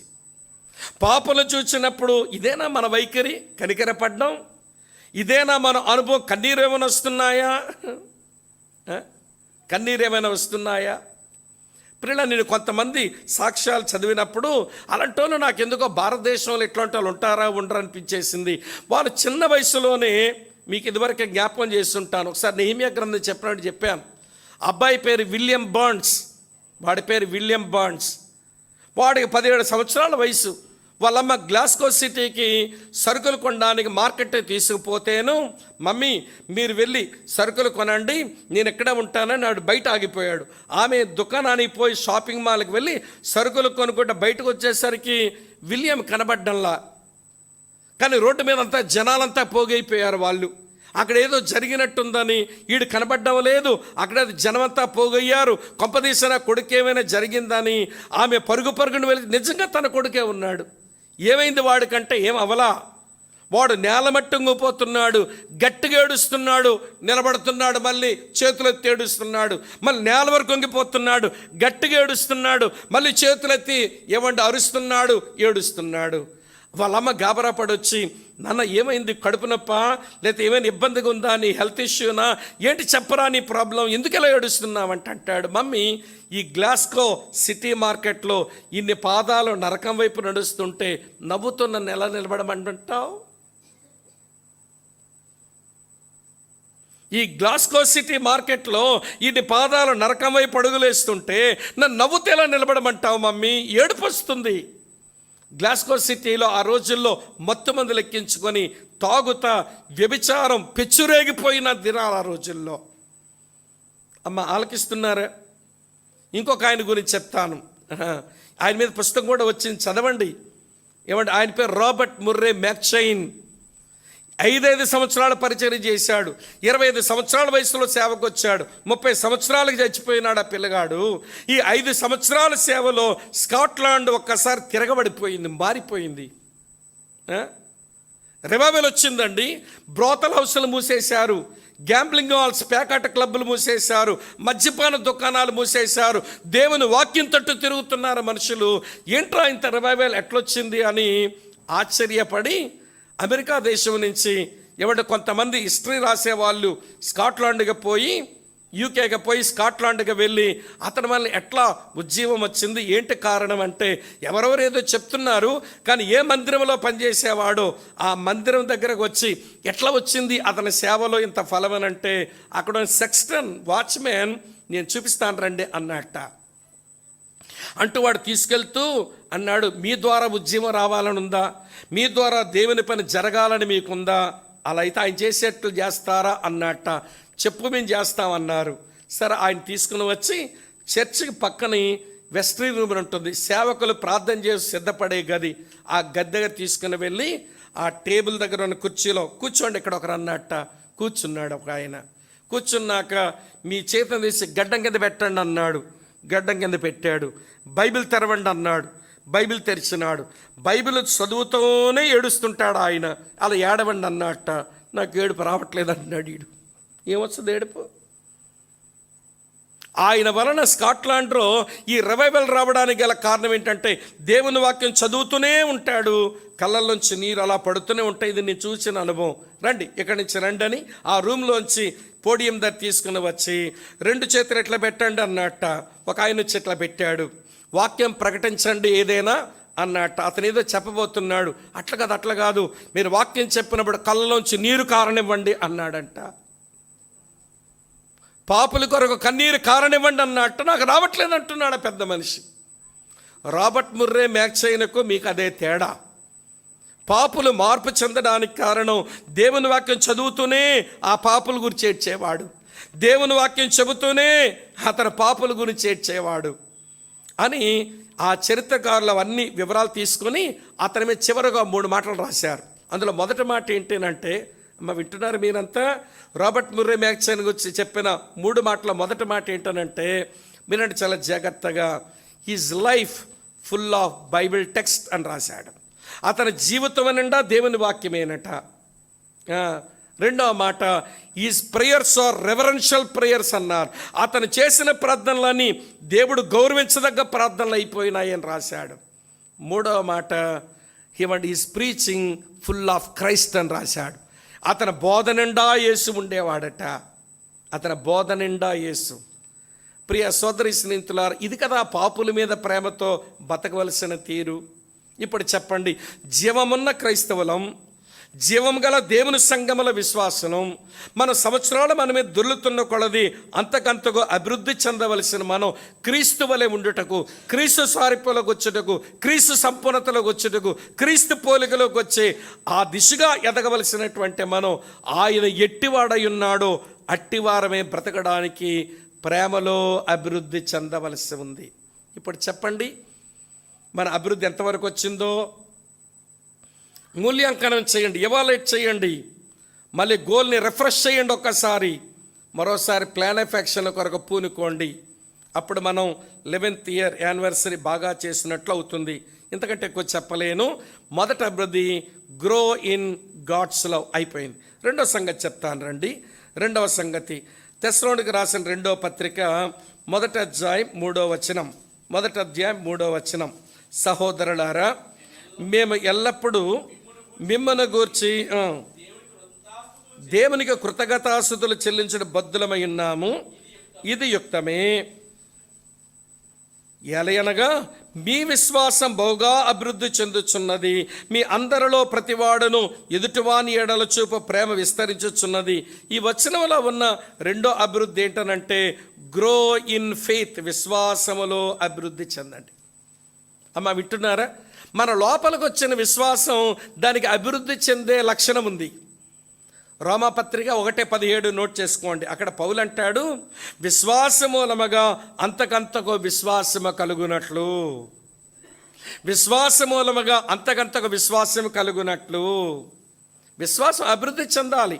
ప్రభు నమ్మినప్పుడు ఏ విశ్వాసం అయితే ఉందో ఈ రోజుకి అదే విశ్వాసం అది ఎదగడం లేదు, అభివృద్ధి చెందడం లేదనంటే మనం విశ్వాస విషయంలో అభివృద్ధి విషయమై ఎక్కడ ఆగిపోయామని లెక్క. స్నేహితులారా వినండి, శిష్యులకు అది అర్థమైపోయింది ఒకసారి. అందుకనే నోట్ చేయండి వచనం. లూకాసు వార్త 17వ అధ్యాయం 5వ వచనంలో శిష్యులు ప్రభు దగ్గరకు వచ్చి అడిగారు, ఏమన్నా తెలుసు? Lord increase our faith. అమ్మా ప్రభా, మా విశ్వాసమును వృద్ధి పొందించము. మేము వలను విడిచిపెట్టుకొని వచ్చాం, మేము ధోనిని విడిచిపెట్టుకొని వచ్చాం, నా డబ్బు సంచిని విడిచిపెట్టుకొని వచ్చా, ఏమేమో విడిచిపెట్టుకొని వచ్చాము విశ్వాసం ఉంచి. కానీ విశ్వాసం ఈ 3 సంవత్సరాలు దరిదాపు వచ్చేస్తున్నది టైం, కానీ మా ఫెయిత్ ఎందుకు ఇంక్రీజ్ అవ్వటంలా? నువ్వేమో నీ లోపల ఉన్న విశ్వాసంతో నీళ్ళ మీద నడిచేస్తున్నావు, దెయ్యాలు వెళ్ళగొట్టేస్తున్నావు, స్వస్థ కార్యాలు చేసేస్తున్నావు, నీ మాట్లాడుతుంటే ప్రజలు ఆకర్షించబడుతున్నారు. నీ లోపల విశ్వాసం ఏదో వేరు, మా దగ్గర అది కనబడడం లేదు. లార్డ్ ఇంక్రీజ్ అవర్ ఫెయిత్, మా విశ్వాసమును వృద్ధిపరచు. గతించిన 11 సంవత్సరాలు మన స్థానిక సంఘంతో కలిసి ఆత్మీయ ప్రయాణం చేశాము. ఇప్పుడు మనం ఆలోచించాలి, విశ్వాస విషయంలో మన అభివృద్ధి ఎంత, అది మూల్యాంకనం. లేదా మరోసారి విశ్వాసముల అభివృద్ధి కొరకు క్రీస్తు వలె ఉండుటకు మళ్ళీ మన లక్ష్యాన్ని మళ్ళీ పెట్టేసుకుందాము. దాని కొరకు కార్యాచరణ కొరకు ఒక 4 సూత్రాలు చెప్తాను, అన్నీ నోట్ చేయండి. దాని మీద బోల్డ్ అంతా నోట్స్ తయారు చేసుకోవచ్చు. మన విశ్వాస విషయంలో అభివృద్ధి చెందాలి అనంటే బైబిల్ ఇచ్చేటువంటి 4 సూత్రాలు. ఏమండి? ప్రిన్సిపల్ నెంబర్ 1 లేకపోతే చిట్కా నెంబర్ 1 ఏంటనంటే హియర్ హిమ్, ఆయన మాట వింటూనే బ్రతకండి. విశ్వాసం అభివృద్ధి చెందుతుంది. హెబ్రీలకు రాసిన పత్రిక 3వ అధ్యాయం 13 నుంచి 15 వచనాలు ఉంటుంది. ఏమని ఉంటుంది అని అంటే, నేడు అనబడే సమయం ఉండగానే మీరు ఆయన శబ్దాన్ని వింటూ ఉండండి ఎవ్రీడే. ఎందుకండి ఇలాంటి అసెంబ్లీస్లో, ఇలాంటి సంఘాల్లో డైలీ మీరు మౌన ధ్యాన సమయం కలిగి ఉండాలి, ప్రతిరోజు మీరు వాక్యం చదవాలి. దీని మీద నేను ఎవాల్యుయేషన్ షీట్ తయారు చేశా. నేను తమ్ముడికి ఇస్తాను, మీ చర్చ్ పేరు వేసి ఎవాల్యుయేషన్ షీట్ మీకు అందిస్తారు. ఏమండి, ఏదో రోజు ఈ 3 రోజుల్లో ఆ ఎవాల్యుయేషన్ షీట్ మీద ఎట్లున్నాం అనేది చూసుకోండి. మళ్ళీ నాకేమి ఇవ్వక్కర్లేదు, ఒకవేళ జాన్ బాబు గారికి కూడా ఇవ్వక్కర్లేదు. లేదు ఇచ్చి నేను సరి చేసుకుంటానంటే మీరు ఎవాల్యుయేషన్ అంత సంవత్సరం ఎండింగ్ కదా, ఎట్లా? అవునా కదా చెప్పండి? మీ యానివర్సరీతో పాటు ఇది చర్చ ఏమంటే ఇయర్ ఎండింగ్ కదా, ఎవాల్యుయేట్ చేసుకోవడం అది మేలే. షీట్ ఇచ్చేస్తాను నేను, అది ప్రింట్అవుట్ తీసి మీకు ఇస్తారు. ఎవాల్యుయేట్ చేయండి. మీ డైలీ డివోషన్, మీ క్వైట్ టైం, మీ పర్సనల్ బైబిల్ స్టడీ ఎట్లా ఉందో అందులో కొన్ని ప్రశ్నలు ఉంటాయి, దానికి ఆన్సర్ చేయండి, బాగుంటుంది. అర్థమైందా? అర్థమైందా? శుభం కోర్రా పిల్లి కొడుకంటే పందిట్లో బోడి పిల్ల అన్నట్టు మేమేదో యానివర్సరీ వాక్యం వినేద్దామని వస్తే ఈడు పనులు పెడుతున్నాడు ఏంటి అన్నట్టు అనుకోకండి, అది మేలు. కానీ ఇయర్ హిమ్, ఆయన శబ్దం ప్రతిరోజు వినండి. విశ్వాస విషయంలో అభివృద్ధి వస్తుంది, ఒకటి. నెంబర్ 2, రెండోసారి లుక్ ఎట్ హిమ్, ఆయన వైపే చూడడం నేర్చుకోండి. ఇలా మీతో చెప్పన, క్రైస్తవ భక్తి ఆయన చూడడంతో మొదలవ్వాలి. క్రైస్తవ భక్తి ఆయనతో చూడడంతో ఎండ్ అవుతుంది. బూదిగంత నివాసులారా చెప్పండి తర్వాత మాట ఏంటో, నా వైపు చూచి రక్షణ పొందండి. అది అది ఇనిషియల్ స్టేజ్. చూచి రక్షణ పొందాం. విశ్వాసమైన కర్తయు దాన్ని కొనసాగించువాడైనా, అది ప్రోగ్రెస్. మనం చూస్తూనే భక్తిలో కొనసాగాలి. 1 యోహాను పత్రిక 3:12 ఆయన ప్రత్యక్షమైనప్పుడు ఆయనను చూతుము, చూచిన రోజున ఆయనలాగే మనం ఉంటామన్నాడు. అది మన ముగింపు, అది మనకు క్లోజింగ్ స్టేజ్ అన్నమాట. అది మన ఫైనల్ స్టేజ్. చూపుతో భక్తి ఆరంభం కావాలి, చూపుతో భక్తి కొనసాగాలి, చూపుతోనే భక్తి ముగించబడాలి. కనుక విశ్వాస విషయంలో అభివృద్ధి చెందాలంటే ఆయన చూస్తూ బ్రతకడం రావాలి. నెంబర్ 2. నెంబర్ 3 ఏంటనంటే, వింటున్నారా లేదా మీరంతా? 3వది ప్రియులారా వినండి, ఆయనతో నడవండి. Walk with him. ఆయనకు దూరంగా అడుగులు వేయకండి. విశ్వాస విషయంలో బలహీనమైపోతాం. ప్రభువుకు దూరంగా అడుగులు వేసిన పేతుర్ని ఒక చిన్న పిల్ల, నువ్వు ఆ గెల్లైవాడుతో ఉన్నవాడు కదంటే, ఆయన ఎవరో నేను ఎరగను అన్నాడు. అంత విశ్వాసం ఎట్లయినాడండి? ప్రభు దగ్గర నుంచి అడుగులు దూరంగా వేసుకోవడం అలవాటై ఒక అవిశ్వాసిలాగా మారిపోయాడు. కనుక క్లోజ్గా నడవండి, ప్రభువుకు దగ్గరగా నడవండి ఎవ్రీడే. విశ్వాస విషయాలు అభివృద్ధి చెందుతాయి. ఎన్ని వచ్చాయి ఇప్పటి వరకు? 3 వచ్చాయి. 4వ సూత్రం ఏంటనంటే, మీట్ హిమ్. ఆయన కలుస్తూ ఉండండి. ఎక్కడ కలుస్తాడు ఆయన అంటే, మత్తయి 18:20 ప్రకారం పరిశుద్ధుల సహవాసంలో ఉంటాడు ఆయన. కనుక సంఘ సహవాసాన్ని ప్రేమించండి. మందిరంలో కార్యక్రమాలకు రండి.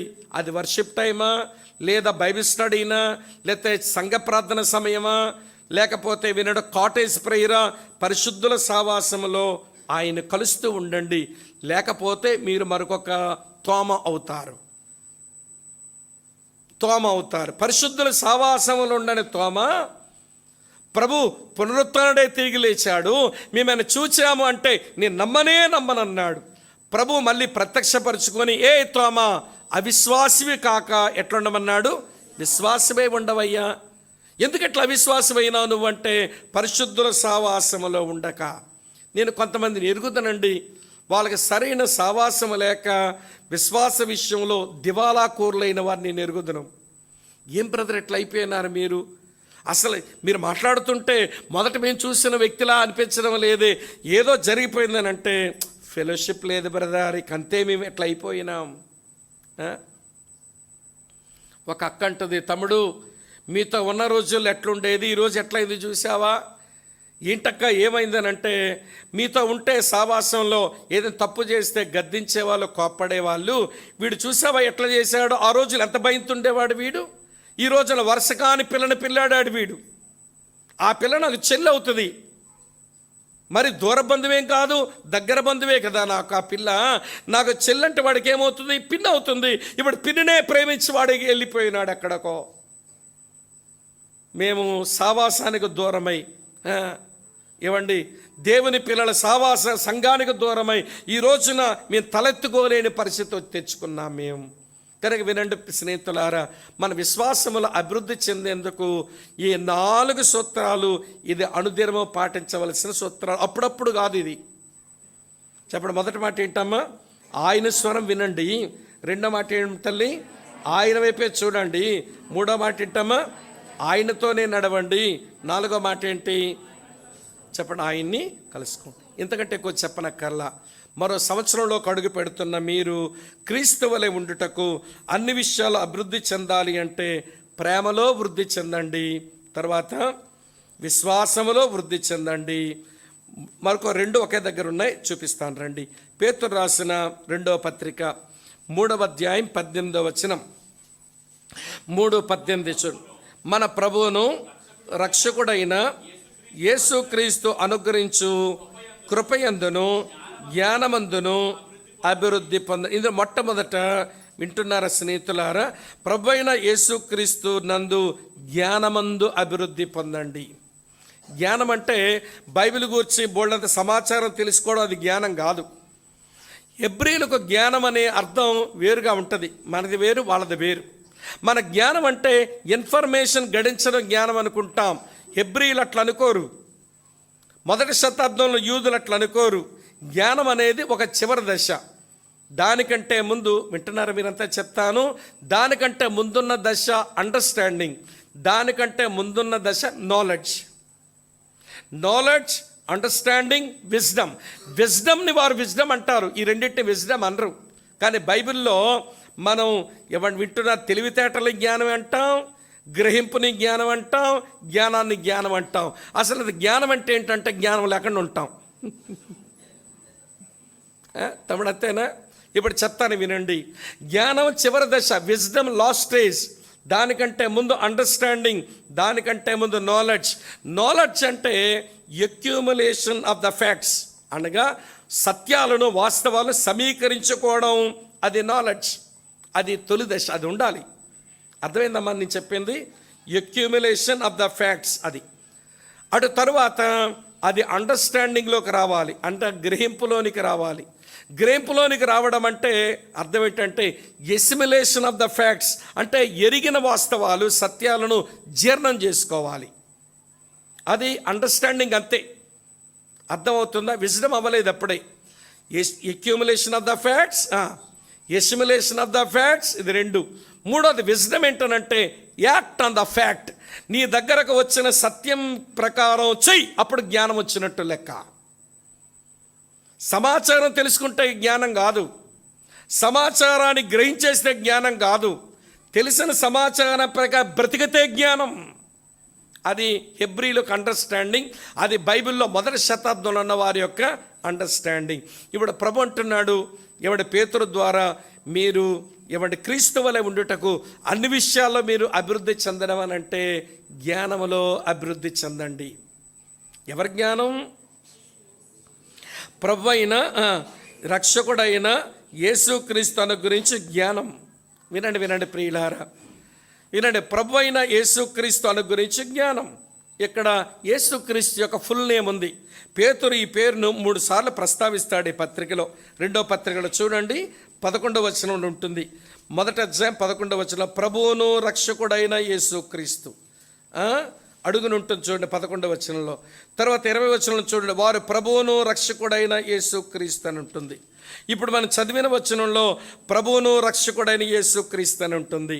అంటే యేసుక్రీస్తు గురించి జ్ఞానములు అభివృద్ధి చెందడం అంటే, అమ్మ వింటున్నారా? ఇలా చెప్తాను వినండి. యేసు అనగా రక్షకుడు, సేవియర్ని ఎక్స్పీరియన్స్ చేయండి. యేసును సేవియర్గా ఎక్స్పీరియన్స్ చేయండి, రక్షకుడుగా అనుభవించండి.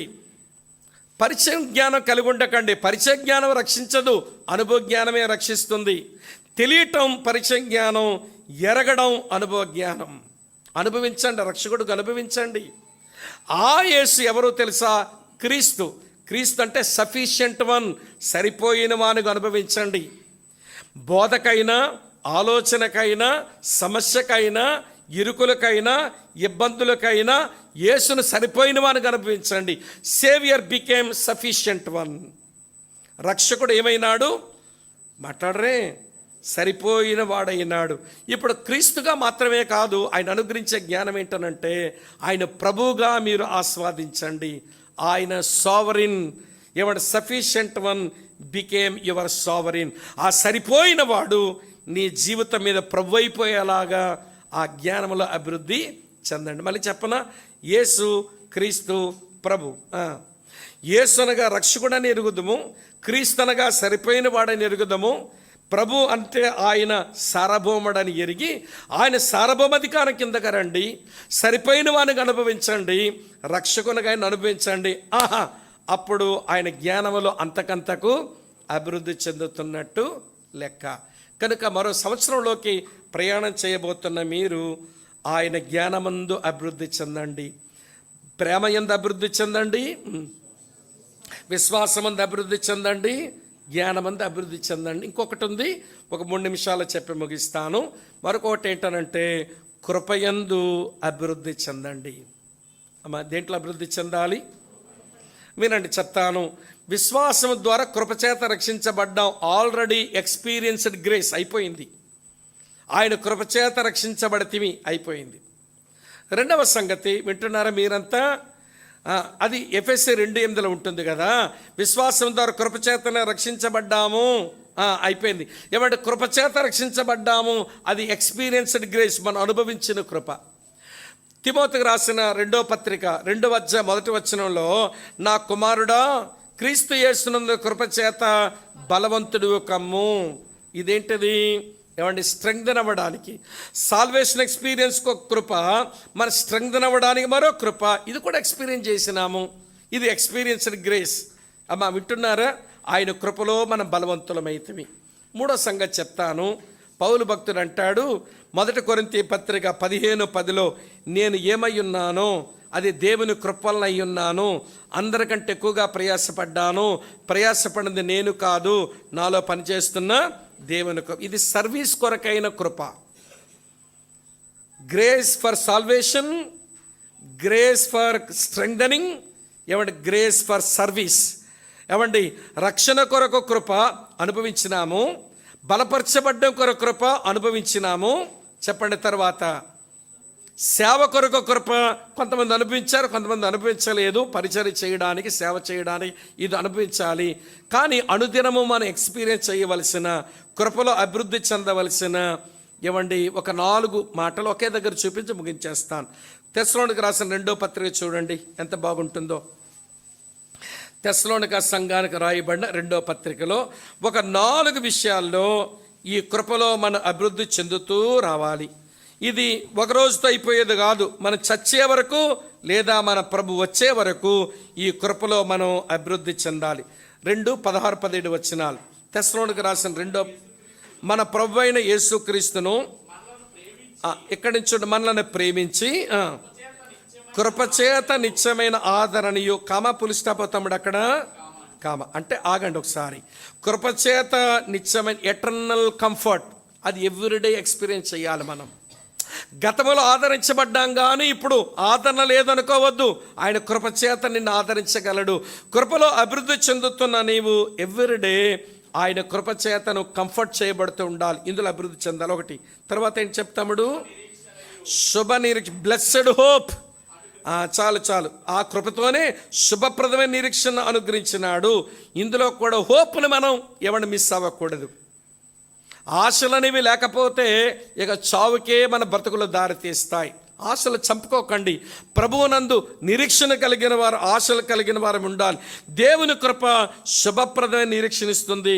అందులో మనం అభివృద్ధి చెందాలి. 2. తర్వాత చెప్తాముడు, అనుగ్రహించిన మన తండ్రి అయిన దేవుడు. ఉందా? పులి స్టాప్ ఉందా తమ్ముడు? అంటే ఇంకా కృప చేసే పనులు ఏదో ఉన్నాయి. ఇంకా తర్వాత చదువు.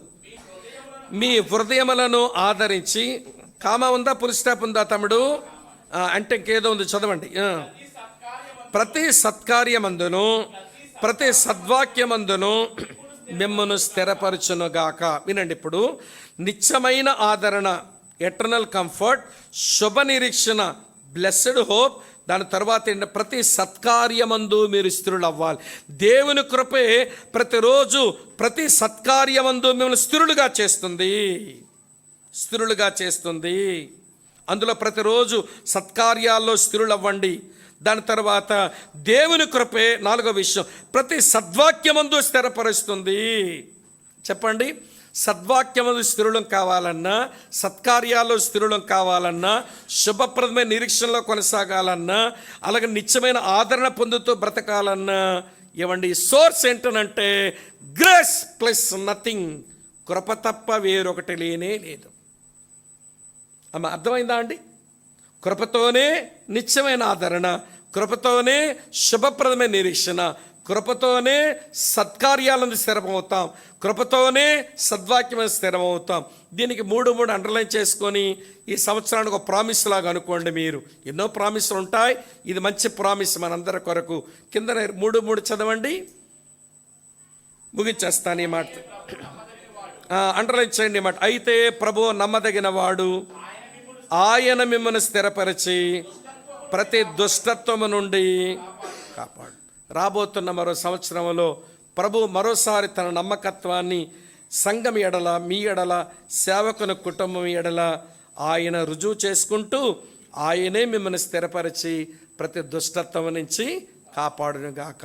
మెట్టుకు మన మూల్యాంకనం ఎవరిది వాళ్ళే చేసుకోవాలి. ఎవాల్యుయేషన్. ప్రేమలు ఎంత అభివృద్ధి చెందాను చెప్పండి. విశ్వాసంలో ఎంత అభివృద్ధి చెందాను. తర్వాత చెప్పండి జ్ఞానములు ఎంత అభివృద్ధి చెందాను. చెప్పండి కృపలు ఎంత అభివృద్ధి చెందాను. ఎవరి ఎవాల్యుయేషన్ వాళ్ళది.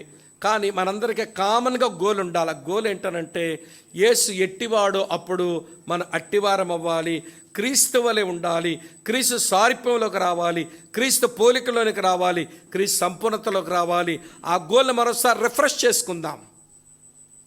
ఇదివరకు ఉంటుంది ఆ గోల్, మరోసారి దాన్ని రిఫ్రెష్ చేసుకుందాం. మన ముందున్న గోల్ అదే, ఇక వేరొక గోల్ లేదు. ఇది డివైన్ యాంగిల్లో ఏమంటే దైవిక కోణంలో అదే లక్ష్యం దేవుడు కలిగి ఉన్నాడని ఏమండి మొత్తం ఆ ముగ్గురు వ్యక్తులు త్రిత్వంలో ఉన్న వారి యొక్క లక్ష్యం చూపించాను.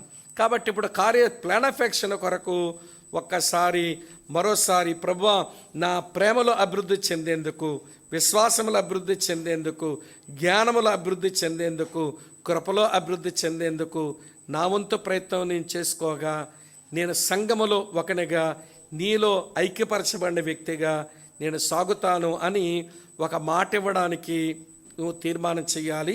ఆ మాట ఇస్తున్నావు అనే దానికి రుజువుగా కనబడుతుంది బల్ల. ఏమంటే అదేం బల్లో తెలుసా? ఏమంటే టేబుల్ ఆఫ్ కవనెంట్, దేవునితో నిబంధన చేసుకునే బల్ల. అది నిబంధన బల్ల. వింటున్నారా మీరు ఈ మాట? ఏమండి టేబుల్ ఆఫ్ ఓత్, ఇదొక ప్రమాణపు బల్ల. ఏమండి ఆ ప్రమాణ బల్ల దగ్గర ప్రభువా రాబోతున్న సంవత్సరంలో మేము సంఘముగా ఈ విషయాలు అభివృద్ధి చెందుతూ నీ కుమారుడని యేసుక్రీస్తు వల్ల మారడానికి ఇష్టపడతాం. నీ కృప అనుగ్రహించ, నువ్వు నమ్మదగిన వాడవు కదా, నువ్వే స్థిరపరిచే దుష్టత కాపాడతావు కదా, మమ్మల్ని మేము అప్పగించుకుంటున్నామని ఆయనకి అప్పగించుకోండి. చిన్న రొట్టె మొక్కే కదా అని పల్లసందులో పెట్టి నవలి మింగేకండి. చిన్న చొక్కే కదా అని చెప్పి గొంతుకులేసి గటగట మింగేకండి. చిన్న చొక్కే చిన్న మొక్కే, కానీ అది తీర్పు బల్ల, టేబుల్ ఆఫ్ జడ్జిమెంట్. ఒక రోజున ఏమంటే చిన్న మొక్క చిన్న చొక్కంట మన సరిగా లేకుండా దాంట్లో చేతులు పెడితే ఒక ముసలాయన అన్నాడు, చిన్న చొక్కే పళ్ళ కింద నమిలేవుగా, చిన్న చొక్కే కదా గొంతుకులు పోసుకొని తాగావుగా, ఏమంటే నువ్వు సరిగా లేకుండా పరీక్ష చేసుకోకుండా ఒక మాట ఇవ్వకుండా దాంట్లో చేతులు పెడితే చిన్న మొక్కే చిన్న చొక్కే చొక్కలు చూపెడతాయి ఒక రోజున అన్నాడు. అర్థమైందా? ప్రార్థన చేసుకుని ప్రభువా 11 సంవత్సరాలు నీ నమ్మకత్వానికి, నీ విశ్వాస్యతకై నీ కృతజ్ఞతలు నాయన మా ముందున్న కాలంలో చెప్పండి నీ వలె ఉండుటకు మేము అన్ని విషయాలలో ఎదుగుతాం. ముందు మాకు ఆశ ఉంది, నువ్వు ఆశ తీర్చేవాడు అని అప్పగించుకుంటున్నాం. ప్రేమలో వృద్ధి చెందుతాము చెప్పండి. తర్వాత విశ్వాసంలో వృద్ధి చెందుతాము, నిన్ను గుర్చిన జ్ఞానంలో వృద్ధి చెందుతాము, నీ కృపలో వృద్ధి చెందుతావు. నువ్వు నమ్మదగిన వాడువు, నువ్వే స్థిరపరచువాడవు గనక స్థిరపరచండి అని అప్పగించుకుంటూ ప్రార్థన చేసుకుని బల్లను మనం సమీపిస్తాం.